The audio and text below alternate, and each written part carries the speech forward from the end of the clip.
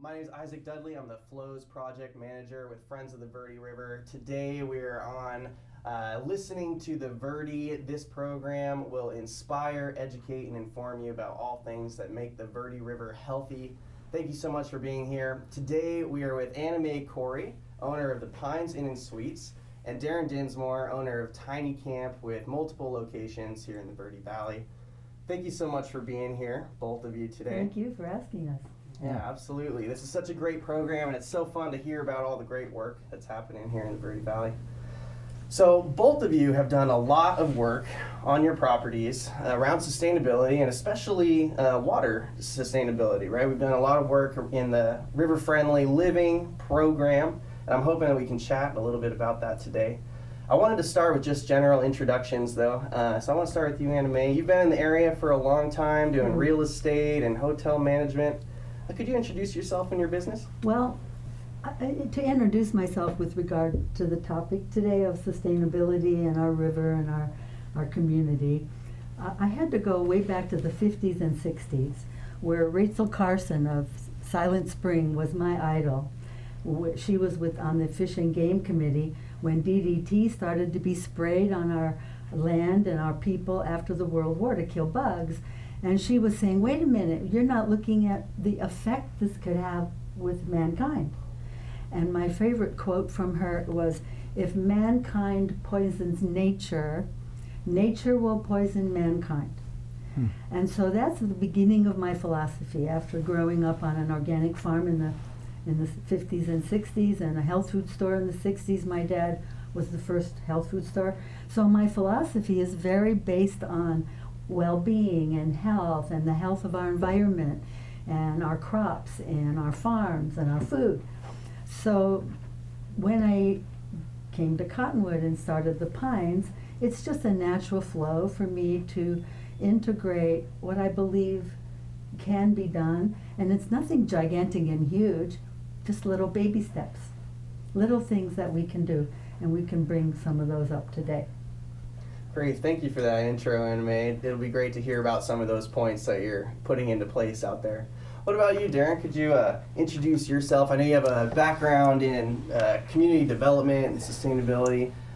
Introduce yourself and your business. Yeah, thank you for that. And actually, I grew up on a small farm in Ontario, Canada. Grew up on the Great Lakes, part of the Great Lakes watershed, and ended up moving down to California 20 years ago to run an environmental group called the Sierra Business Council. And part of my work there was working in 20 different watersheds throughout the Sierra Nevada of California, and then focusing specifically on the regional plan for Lake Tahoe, which was very important nationally from a water quality point of view and lake clarity point of view. And as a consultant, developed the regional plan for Lake Tahoe. And in that process, we realized that we don't need more sprawling development. We need to make better use of these small little parcels we have. And actually, through what we were calling environmental redevelopment, we can actually make them improve the watersheds through good design as opposed to sprawl. And so I ended up moving to the Verde Valley 4 years ago. And I've been picking up small pieces of infill development properties that were underutilized, but on existing services, water and sewer, and turning them into small adventure lodging locations. So we have 2 locations right now. Awesome. Yeah, thank you for that introduction. Where are your 2 locations right now? Yeah, so we have a location in Oak Creek Canyon, just past Indian Gardens, and there's 5 units there. And it's in the Oak Creek watershed, the protected watershed up there. And then we just opened a new one right in Old Town Cottonwood. And it was on a vacant piece of property that had never been developed right in the heart of Old Town.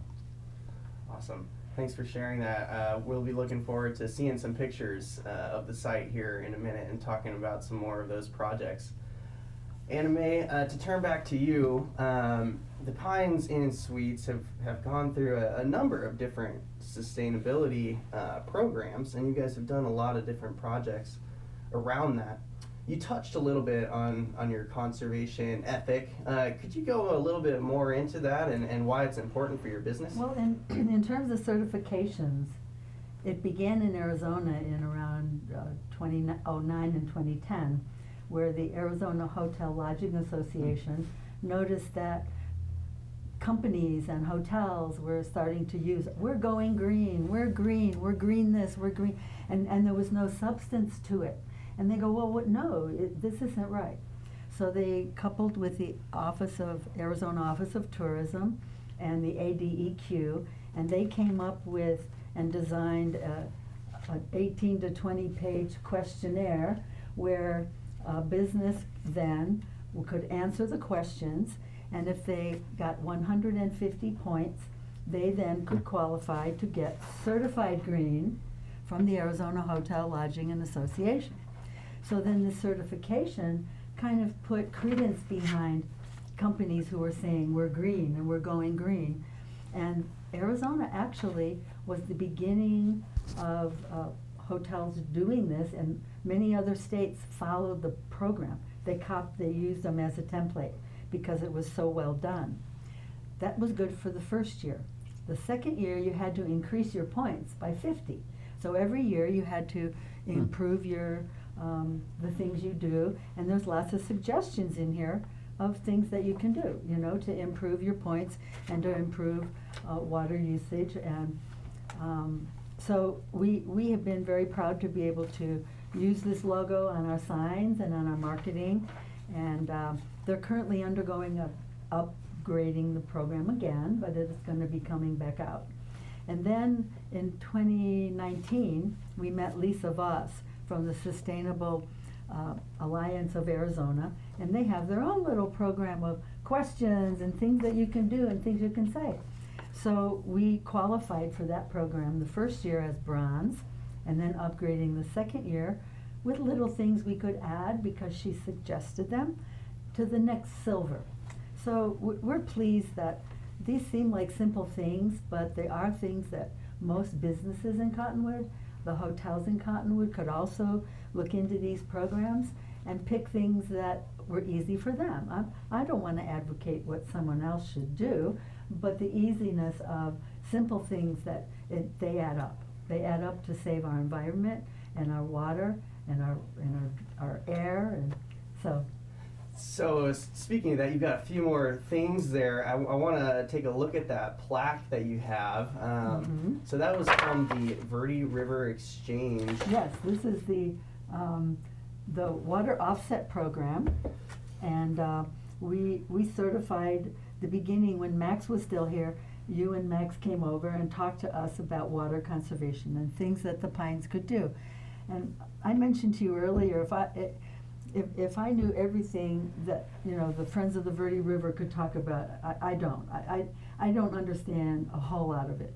But you and Max were influential in saying, look, you could offset your pool water, and then we would give a credit to someone else. So you could even explain the offset program better than I can. But we were very proud to receive this certificate, we offset 204 gallons of water that year, just with our pool. That's so great. You know, pools are such a consumptive use of water, but so important for the hospitality industry, right? It's a very nice perk to have a pool at your location, right? Yeah, and then one of the things we did that Lisa Voss pointed out to us when she came was that we could convert to a saltwater pool, which we probably wouldn't have drained all that water out to do that initially, but we were 20 years into the pool already and had to resurface it and go in anyway. So while we had to drain it and come in and resurface and retile, we came back in with a full saltwater system.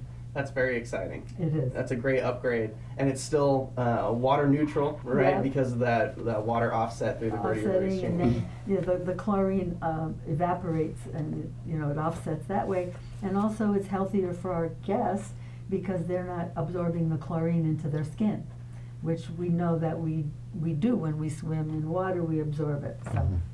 Absolutely. And so then for our viewers that are watching and don't know what the Verde River Exchange is, we get to work with local agriculture producers to inspire them to reduce their water usage so that we can offset other consumptive water use here in the area. And Darin, you were a part of that as well through TinyCamp Cottonwood Resort.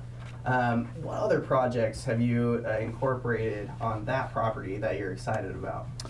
Yeah, so we have, as I mentioned before, we have a couple properties, one in Oak Creek Canyon and one in Old Town Cottonwood.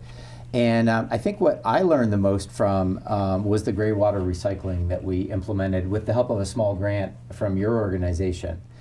And we just had our first yoga retreat this weekend, and it was great because it was all sustainable. They did farm-to-table dinners for every meal. The projects have solar panels and solar energy. And then we were able to talk to our guests about their shower water being used to help with the infiltration gallery and the pollinator garden that was planted to help with habitat restoration. And so it was really exciting that they could actually see it function. You know, we could run outside, and it's right by our kind of outdoor fire pit area, and you can actually see the impact of the water from the showers going into the system and how it all works, and the birds and the animals that are coming into that area at night. That's so great. Thanks for sharing that. One of my personal favorite parts of that project was when we brought those pollinator plants in on day one. How many pollinators were there already just overnight? The butterflies were flying around. It was beautiful. Yeah, lots of butterflies and birds. And I think one of the most important things about that property was, it was a forested setting. And we had significant oak trees at the back, 100-year-old mesquite trees, and hackberries. And by using tiny homes and tiny homes on piers, we were able to actually keep all those trees and not impact their root zones, and actually work out the invasive species, keep the native species, and then by using water management, we're able to actually improve the health of those trees. And so far you've removed about 80% of the invasives on site, and I believe you have a phased plan to get rid of the rest. Is that right? It's going to take a while. We have frontage on Willard and Main Street, and that area there's a lot of invasive species with deep root zones, but we're going to try to outcompete them over about the next 5 or 10 years. Awesome. So it does look like we're coming up on our halfway point. So I want to talk about one more thing, and then we'll probably go on break after that. This is another question for you, Darin. So we implemented the water harvesting on there and several other things. You commented on the gray water, but this goes a little bit back more into your philosophy, I think. But why is it that this low impact development style is so crucial to your business model? Yeah, so we're finding that our guests are actually we're educating our guests on something that's new and different, this idea of sustainable tourism. And I don't know if Sedona thinks they've coined that term, but a lot of jurisdictions, especially where I was doing the regional plan in Lake Tahoe, have been managing growth and development around sustainable tourism for a while. The whole idea of providing an alternative to the status quo of, say, hotel development, where something can fit into the landscape, be a light footprint project, and then the guests can understand and reduce their footprint. Eventually we want to get to a point where guests that come will get kind of like a report card of their stay, and it will have been, here's what your water use could have been, and here's what your actual water use was, here was your energy usage, and that kind of thing, and they can take that home with them. We haven't quite developed that technology. I worked on the Athletes Village for the Olympics in 2010 in Vancouver, and it was called an eco district, and it had a lot of these sustainability features, and they had that kind of measuring, tracking, and metric system built in. So we want to it was an expensive, complicated system, and we want to kind of learn from that and simplify it and turn it into an educational element of the project. Awesome.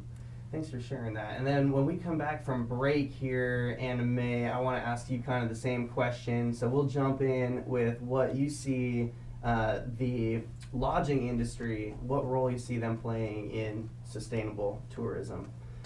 So Perfect. We'll go ahead and go to break. Thank you to our sponsors, and we'll be right back.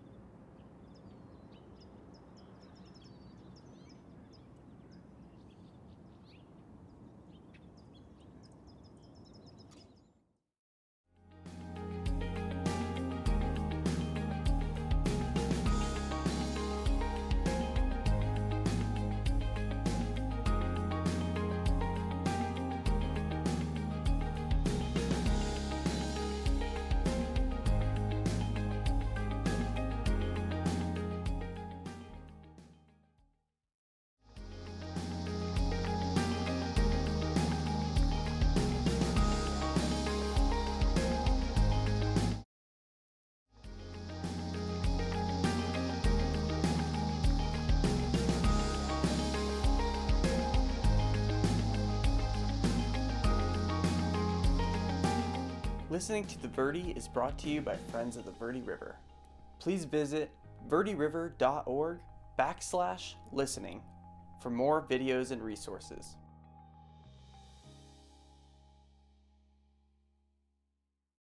All right, welcome back to Listening to the Verde, everyone. Today I am here with Anna Mae Corey with Pines Inn and Suites and Darin Dinsmore, owner of TinyCamp with multiple locations here in the Verde Valley. We just got done talking with Darin about why sustainability is an important part of his business model, and I want to turn that same question over to Anna Mae. What role do you see the lodging industry playing in sustainable tourism? Well, I am in the lodging industry. However, I think we need to look at the wellness idea, because the wellness is now really forefront in people's minds since COVID went. So within the lodging industry, many of the properties and then all the lodging places that we have, not only in Cottonwood but Jerome and Camp Verde and everywhere, we can extend what we do. One of the main things is single-use plastics. That is like so what the motels throw away every day it's heartening to think, and so anything we as an industry, as a town, as a restaurant, as a business in town that could begin to eliminate single-use plastics would help our environment, it would help our rivers, it would help the plastic sea out in the Pacific. And one of the things I learned when I went to Page Springs Winery Cellars was they use a product made from bamboo. Bamboo dishes carry out, silver made out of bamboo, and you throw it in the compost and it'll decompost. Well, I think that those kind of products really need to be replaced within the hotel industry. Well, one of the things we're going to do is, we waited because of COVID, but there's a product you can put in your shower, and you dispense in large containers gel and shampoo and conditioner, and then you refill them instead of throwing away hundreds and thousands of these little plastic bottles. You take a little bar of soap and someone uses it once and you throw it away. I just think we need to do more work, and it's not only the hotels can improve this situation, but then the whole community, because it has to do with our restaurants. Now, wellness is really important to a tourist now, because what do they want to do? Why do they want to leave a big city? They want to go hiking, they want to go biking, they want to go out and enjoy nature, they want to enjoy the river, they want to canoe on the river. And what do we have to offer tourism? A clean, wonderful environment, thanks to the organizations like Friends of the Verde and others in town that focus on ecotourism. So. That was a great answer, Anna Mae. Thank you for that. Now, in speaking to reducing the single-use plastics and things like that, I know there are obviously some things you just can't get around, but you guys have done a lot of work on reducing your waste. What kind of little tips and tricks are you guys employing out there that other people could use? One of the ideas is that when we bought a new commercial washer, we bought one that would spin more deeply so that when you went in the dryer, it dried quicker. Low flow shower things, flow flush toilets, LED lights. I think the whole hotel industry as a whole nationally did go with your towels. Instead of washing everyone's towels every day, if you use the towel, hang it up. If you want us to wash it, throw it on the floor. So this saves a lot of water, a lot of water. And if properties aren't implementing that idea, I think it's a real important one. And I could go on, but everything seems to be very little, and it's not so much the big things you can do, but little things add up, And as we become aware of things, it's not about how much more does it cost you to do one thing and then another thing. Our cleaning products, we use things like melaleuca and vinegar. Instead of heavy chemicals, they get washed into our sewer and into the Verde River and so forth. And the only place we use a bleach is in the toilet to sanitize that. All those kind of things really affect the environment. Absolutely. I know there are a couple other just like little tips that you guys are doing on your property, Darin, specifically thinking about chemicals and the gray water capture system. You have a specific type of soap and shampoo that you use, is that correct? Yeah, so we've partnered actually with Public Goods. It's a New York-based company, and on eco, chemical-free shampoos, lotions, and body washes for in the showers, so that it's not going to negatively impact our gray water infiltration gallery and pollinator garden. And it's been working out quite well. We're kind of monitoring how it works, and the mortality rate of the plants that are being fed by that water right now is 100%. So we haven't lost any of those plants yet. And speaking of plants, I forgot to mention, we have a couple of sections within our hotel where we put native plants, and so we removed all the irrigation that was there originally. See, we're a 25-year-old property, so we're having to, remove and reinvent things. But I forgot to mention our native plants. This is something everyone can do, is just plant things that don't require as much water.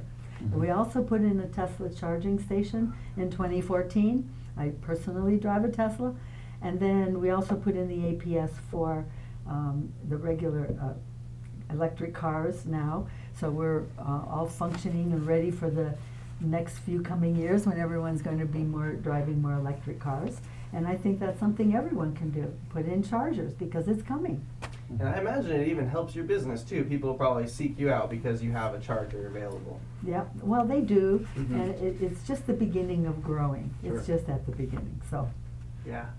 Well, that's great. So I want to transition to something just a little bit lighter. I want to get to know some of you two just a little bit more, and I want to know your favorite water story. It doesn't have to do with the Verde, but something, maybe it was a family trip or a wildlife experience. I would love to hear about that from both of you. Maybe we'll start with Darin. Well, I know somebody else might talk about the Great Lakes, but fishing with my dad on the Great Lakes was probably one of them growing up. But I have a more recent example. I was living in the Bay Area. I lived on a houseboat in Sausalito, and that's where the whole idea of the tiny houses came from. We had a village and a shared dock, and you got to know your neighbors. And we were all part of a Hawaiian-style outrigger paddling club. And that's where you have six members in a boat, and we did racing all up and down the coast and over in Hawaii and things. And our crew came out, and we all rafted the Grand Canyon, the Colorado River together this Labor Day weekend, and it was fantastic to have these people that I spent hundreds of hours on the ocean, actually in Arizona, going down the Colorado together. And there were 29 of us, and we had a really good time. And they're actually all coming to stay at TinyCamp, where we did our water quality projects in January. And it might be a little cold, but we want to, educate them and inform them about the Verde. That's great. I'm not shy to kayak in January, so let's get them out there. We'll just bundle them up. Okay. What about you, Anime? What's one of your favorite water stories? Okay, back to my childhood. Yeah. I'm in Cleveland, Ohio, 1969, and the Cuyahoga River catches on fire. Whoa! What? A river catching on fire?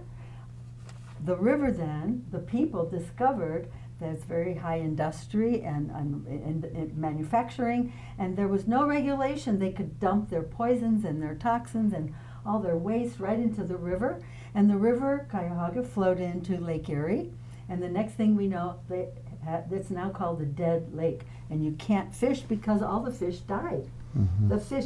Well, why does catastrophe have to happen before we change something? Why does something awful? Now they regulate it, and they brought back life into the area, but that impressed me a lot because I have a health food store at the time, and we're talking about wellness, and our river is catching on fire. So that was very impressionable to me in going to the future of you be proactive, not reactive. Absolutely. Thanks That's for my sharing story. that. That's heartbreaking. I know, it's my story. I It's can't true. even imagine seeing a river catch on fire. Yep, there you go. what kind of industry was it out there? Well, just manufacturing of all kinds of things, toxics, and I know, just everything. Yeah. Everything that happened in manufacturing was on the river, so they could dump it. But now they can't do that anymore. Well, that's good. That's good. That's a win for everybody. Yeah. So I think we're coming up on our time here, but I wanted to give a chance to both of you to tell us anything else that you'd like for our viewers to hear, maybe about your business. You know, it's probably a great time to plug. You know, how do they find you guys? How can they book a stay at either one of your hotels or your location? Oh, okay. Thank you. Yeah, we're just online at www.tinycamp.com. And we have, we're just small. We're just starting out. We call it adventure lodging. Sustainable adventure lodging, and we have the location in Sedona and Oak Creek Canyon and Cottonwood, and we're going to start working on a location in West Sedona this year, and then a locals housing project using the same kind of tiny house sustainable model in Clarkdale. We have an approved 22 unit project that we'll be breaking ground with this year as well. So, but it's all online at that website. Great. What I'm about really you? interested in your Clarkdale project, so maybe we could talk some more about that. In terms of how to find us, it's just word of mouth. We get a lot of word of mouth from our partners and our local people and our Chamber of Commerce, and of course the internet is really important.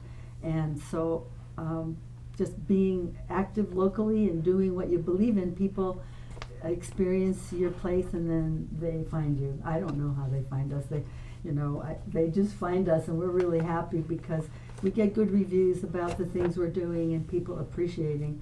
There was one time before COVID that we took paper, recycled paper, and we cut it up into squares, and we stapled it and put a pen on it instead of spending money to buy paper for our rooms. And one man complained, "Boy, you're so cheap, you get because this thing." It's like, no, you don't get the point. We're recycling our paper. And so sometimes people don't approve of everything that you do, but that's how they find us. So. Gotcha. And then you do have a website, right? Absolutely. pinesandsuites.com? Correct. All right. Great. Well, thank you, everyone. That has been our episode of Listening to the Verde today. Thank you so much for joining, and please come visit us here in Cottonwood and stay at one of these great locations. Thank you very much, and have a great day. Thank you. Thank you.